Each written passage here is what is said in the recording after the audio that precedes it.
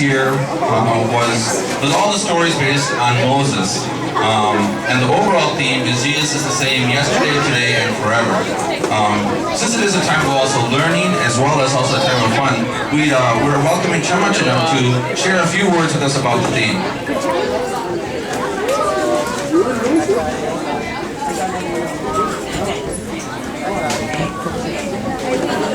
Hello, everybody.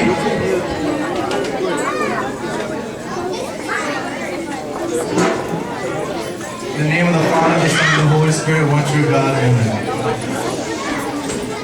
Respected Hutchin, beloved parents, and our VBS students. It's a great pleasure to be here once again for VBS. Last year for VBS we talked about heroes. And this year we're talking about a different kind of hero, Moses. As you see in the life of Moses, Moses was abandoned by his mother because of Pharaoh. And so to save Moses, Moses' mother put Moses in a basket down the Nile River, and a princess came to rescue Moses. Throughout his life, Moses was leading. He was a born leader. God trusted Moses to come down with the Ten Commandments. You know that Moses went to Mount Sinai and he had a communication with God. And Moses came down from the mountain with two slabs. And these slabs contained the commandments that God wanted his people to have. As we know, we see one of the commandments in the early Old Testament when Jesus Christ, when God commanded Adam and Eve to not eat from the tree of good and knowledge. But because of their fallen nature, they were cast out of the garden. Now we come to Moses and the theme that Jesus Christ is the same yesterday, today, and forever. The same God that led Moses and the Israelites to freedom is the same God that we worship today.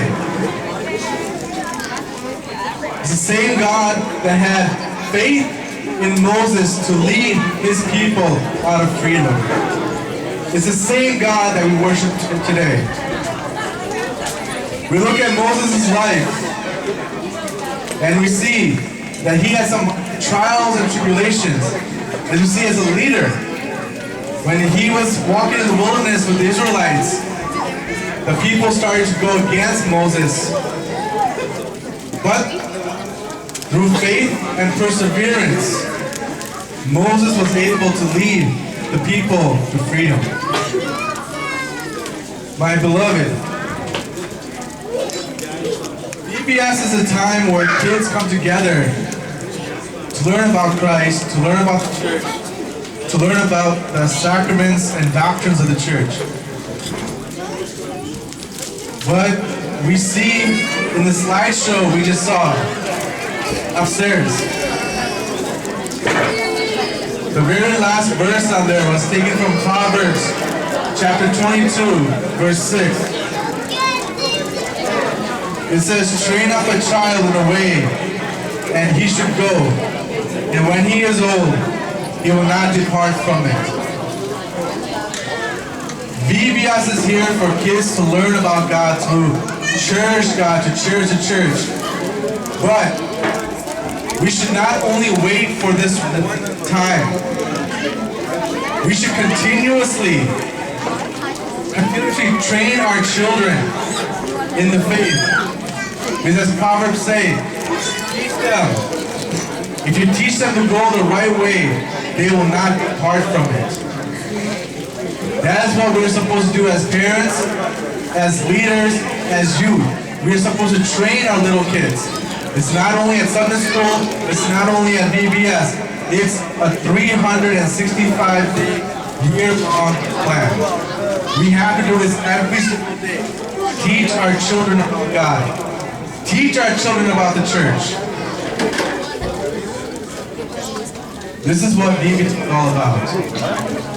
Jesus Christ is the same yesterday, today, and forever. In the name of the Father, Son, and the Holy Spirit, one true God. Amen. Thank you so much. So at this time, we're going to call up our class 3 class. This was our largest class. It had almost 20 kids, a little less than 20. Those are 18, 19 kids. They had the most number of kids and also probably the most chaos because of that. One critique.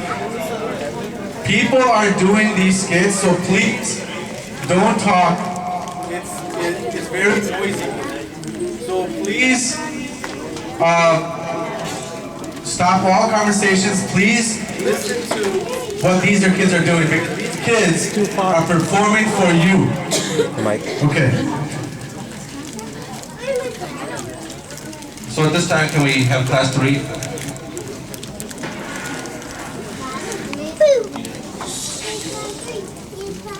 This skit is based off of the biblical story of Exodus chapter 3 verse 1 to chapter 4 verse 31, God's promise of power to Moses.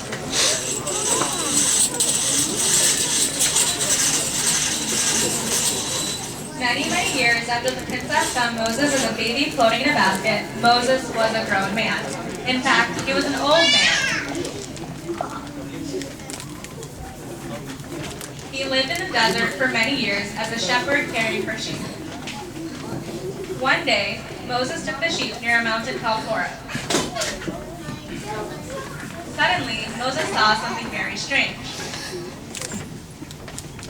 A bush was on fire, but it didn't burn up. The flames just kept burning and burning. Moses couldn't believe his eyes. Moses was so surprised. What's going on, he wondered. This is unbelievable. It's amazing. Why doesn't the bush burn up? Suddenly, Moses heard a voice coming from the burning bush. Moses! Moses! Moses knew the voice must be God. Moses answered, "Yes, I am right here." Do not come any closer. God Take your said. sandals off. You are standing on holy ground. Moses quickly took his sandals off. Then God said, I am the God of your father, the God of Abraham, the God of Isaac, the God of Jacob. When Moses heard this, he hid his face. He was too in awe of God to look up. God continued. I've taken a good long look at what the king of Egypt, Pharaoh, has been doing to my people. I've heard their prayers for freedom. I know all about their pain, and now I'm going to help them. Moses, it is time for you to go and bring the Israelites out of Egypt to a beautiful land of wonderful things. Moses was stunned. He stammered, But why me? What makes you think that I could ever do such an important job? I'll be with you. God said. And when you have brought my people out of Egypt, you will worship me right here at this very mountain. Moses still wasn't sure about this plan. He didn't think anyone would believe him. Moses asked, "What if I go to the Israelites and say, 'God sent me to you,' and they ask me, 'What is his name?' What am I supposed to say?" God said, I am who I am. Tell the Israelites, I am sent me to you. Now go, get all the leaders of the Israelites together, and tell them that I sent you to get them out of Egypt and into the land that I have promised them. Believe me, they will listen to you. Then you and the leaders of Israel are going to go to the Pharaoh and tell him to let the people go. Of course, it won't be that quite easy. Pharaoh won't let you go unless he has to. So I'm going to do what must be done. And after that, the Egyptians will be glad to get rid of all of you. It all sounded wonderful, but Moses still wasn't sure if he was the right man. He worried and whined. "The people won't believe me. They won't listen to me. They'll say, 'God appeared to him?' Yeah, right." So God said to Moses, What's that in your hand? "A staff." God told Moses, Throw it on the ground. Moses threw it, and the staff became a snake. Yikes! Moses jumped back as far as he could. God said to Moses, Reach out and grab it by the tail. Instantly he was holding his staff again. When When the Israelites see you do that, they will believe that I appeared to you, and that I am the God of their father. Then God told Moses, Put your hand inside your shirt. Moses must have wondered if his hand would turn into a snake, but he obeyed and put his hand under his shirt. When he took it out again, his hand was covered with disease and looked like snow. God said, Put your hand back under your shirt. Moses did. This time when he took it out, his hand was healthy again.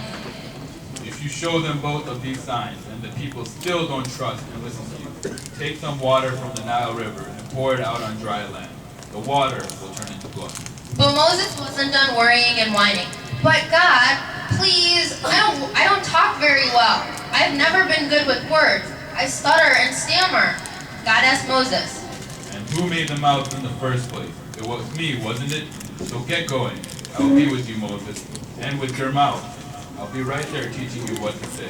Finally, Moses said what he really felt. Oh, please, send someone else.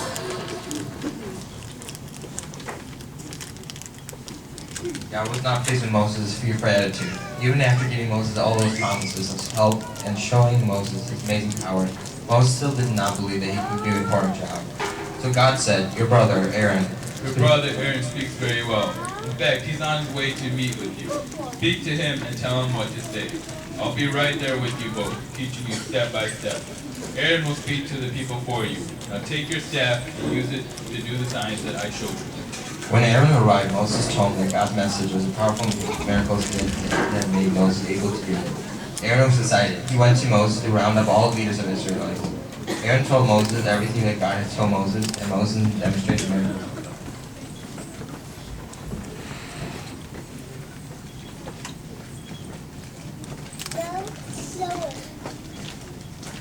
And the people trusted and believed. The Israelite people were so glad that God cared about them. Now they realized God knew all about their hard lives of slavery under the Pharaoh. People bowed down and worshiped God, thanking Him for all His power and love. Thank you.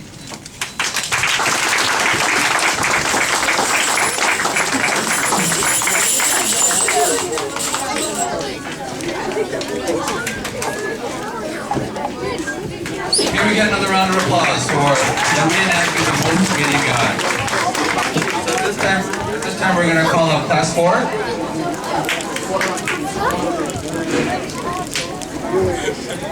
Okay, so for the past few days, class 4 has been learning about the story of Moses, from the time of his birth to when he was saving the Israelites from slavery, all the way up to when he presented the 10 Commandments directly from God. But we didn't just have them read the story, we made them read very thoroughly, analyze it, and dissect it very well. So if you ask any one of them what the 10 Commandments are, they will recite it just like that. So I present to you class 4 and their skit on the story of baby Moses.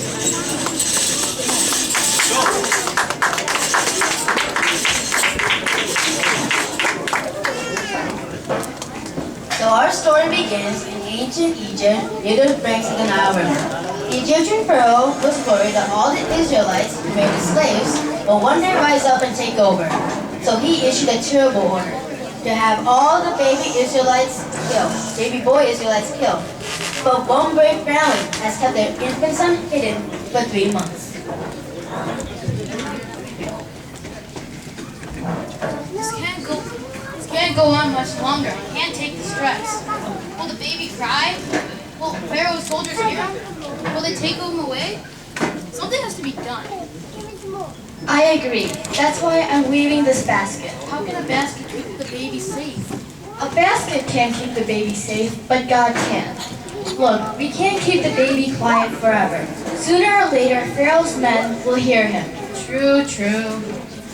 But what if they don't find a baby here? What if, instead of trusting our abilities to hide him, we trust God? Here's my plan. I weave this basket, I cover it with tar to make it waterproof. Then I put the baby inside the basket and take the basket to the Nile River. So the basket becomes a boat. Where do you plan for it to go? We simply must trust God that God has a plan for the baby. But the river is dangerous. I've seen crocodiles in the river. And you still forgot. What about Pharaoh's men? I'm sure God will protect our baby. Okay, I'm sure you're right, but I just wish we would know what's happening to our baby. So do I. Oh, I know. Our daughter Miriam can help you take the basket to the river, and then she'll hide and see what happens and come home and tell us. Yes, then we'll know exactly what happened to him. This will be very difficult. We're going to have to pray and trust God will have a plan for our baby.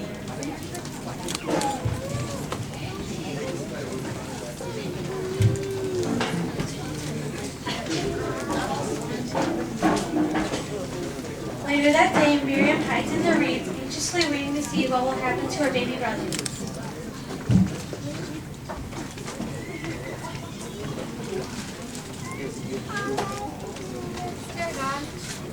Dear God, please rescue my baby brother from drowning or being just bears and capture him or being eaten by a crocodile.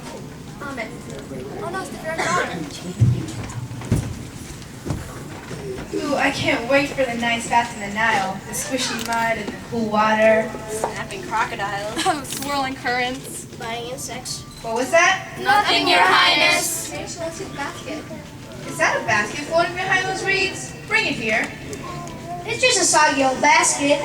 Someone wealthy and powerful as you has thousands of those. Nicer ones. Okay, so she's seen the basket. Maybe she doesn't want it. I said bring it here. Okay, so she wants the basket. Maybe she will open it. Maybe the baby will cry. Look, it's a baby and he's crying. Well, it sure has a good set of lungs on him.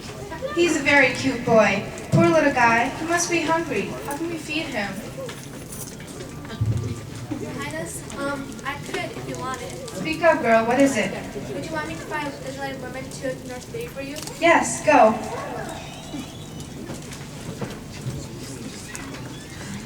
Miriam returns later with her mother.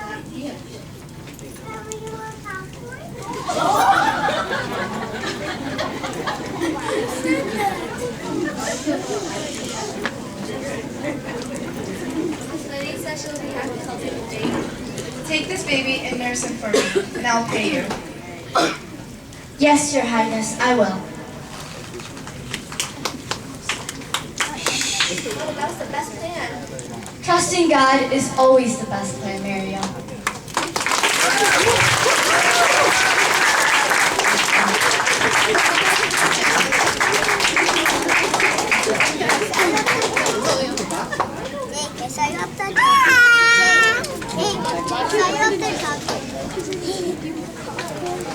So that concludes all of our classes. We had 4 classes this year.